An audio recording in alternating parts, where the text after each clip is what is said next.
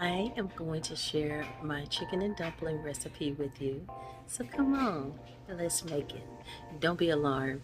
My hair is not fixed because, oh my gosh, I had just gotten off work. So the whole cook time was about an hour.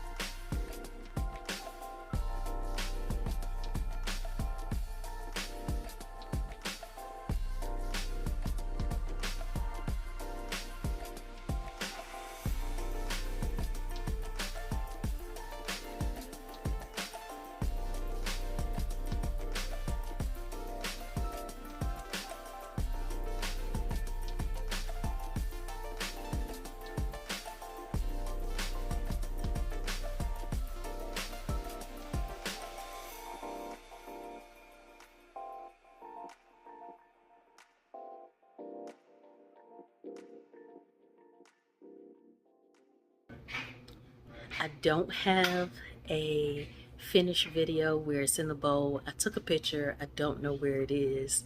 So use your imagination from me having it in the pot. And you can imagine how beautiful it was in the bowl. Thank you for joining me. Don't forget to like, subscribe, tell others about this channel. Why? Because we are spreading Joy. Joy.